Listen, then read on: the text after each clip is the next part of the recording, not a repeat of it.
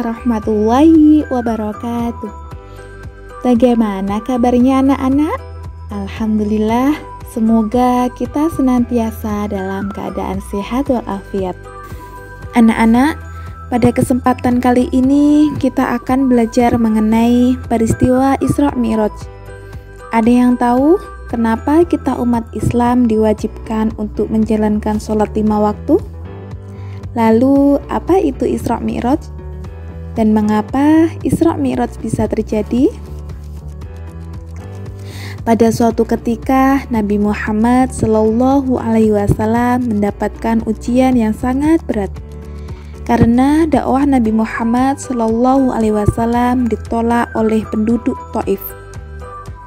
Kemudian meninggalnya dua tokoh besar Islam, yaitu Abu Thalib yang merupakan paman Nabi Muhammad SAW. Dan tidak lama kemudian disusul dengan meninggalnya Siti Khadijah. Siapakah Siti Khadijah itu anak-anak? Ya betul, beliau adalah istri Nabi Muhammad SAW.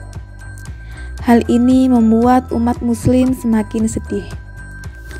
Atas kejadian ini, Allah Subhanahu wa Ta'ala memerintahkan malaikat Jibril untuk melaksanakan Isra Mi'raj bersama Nabi Muhammad SAW,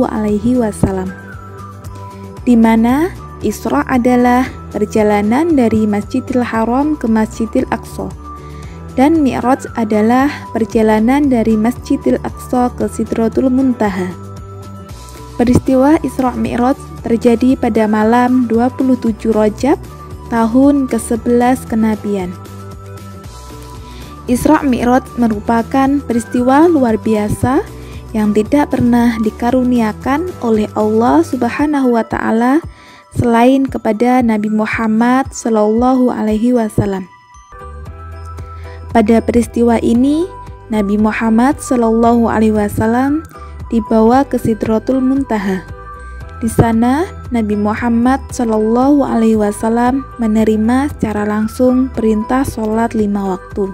Perjalanan Isra Mi'raj dimulai dari Masjidil Haram dan berhenti pada 4 tempat untuk melakukan sholat sunnah 2 rakaat.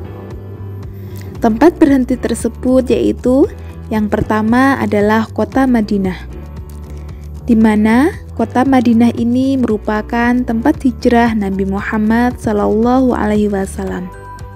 Selanjutnya, Rasulullah SAW berhenti di Tursina.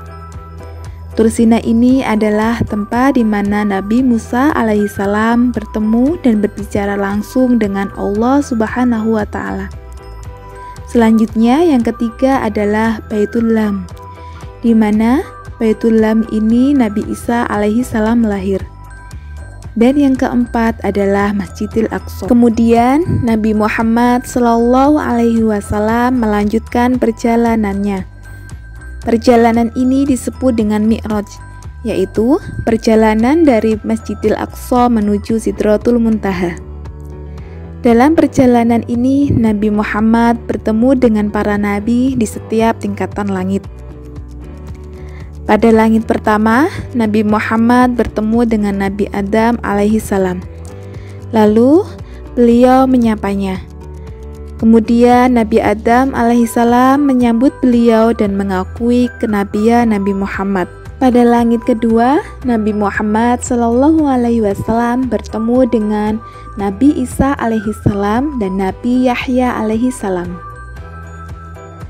Pada langit ketiga, Nabi Muhammad SAW bertemu dengan Nabi Yusuf alaihissalam.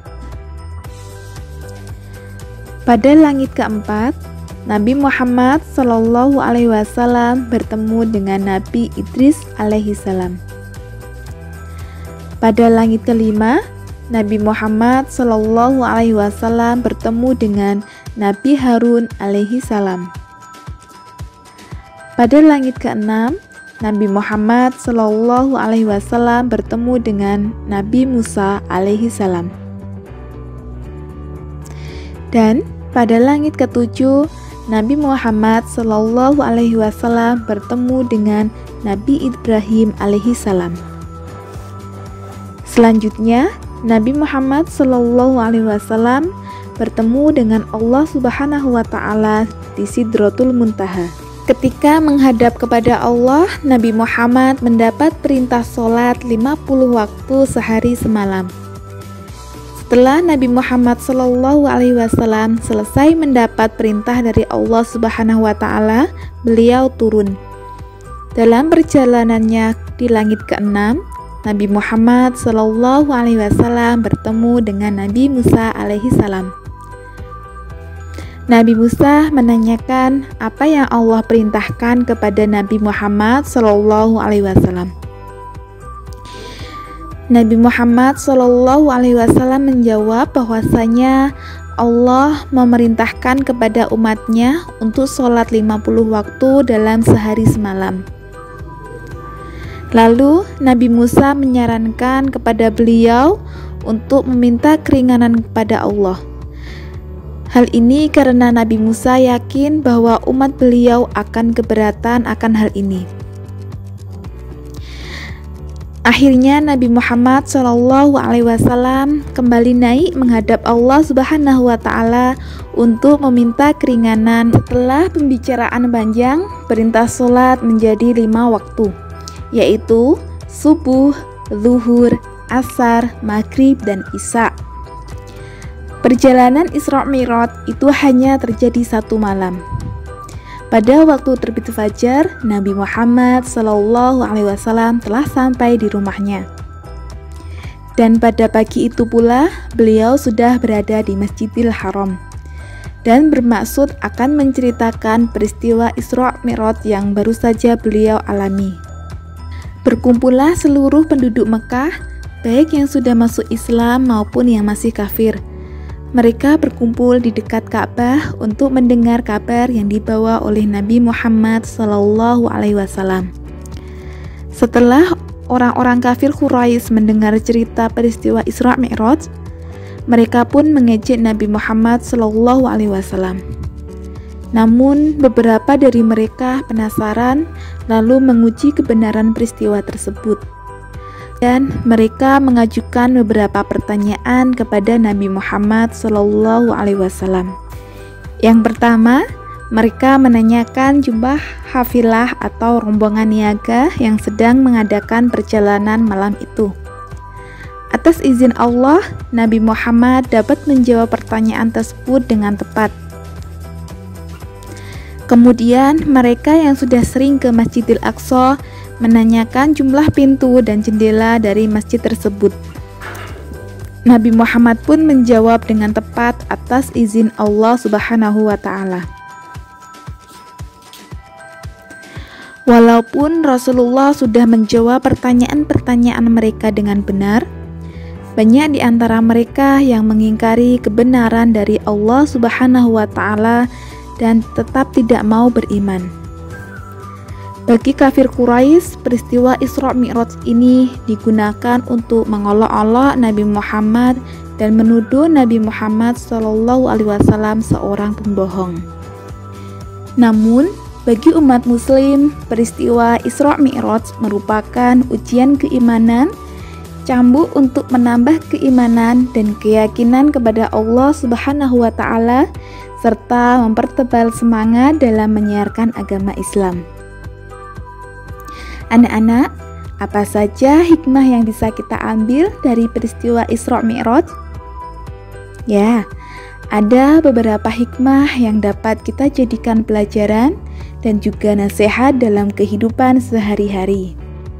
Yang pertama, meyakini Allah Subhanahu wa Ta'ala Maha Kuasa atas segala sesuatu. Apapun dapat terjadi atas kehendak Allah Subhanahu wa Ta'ala.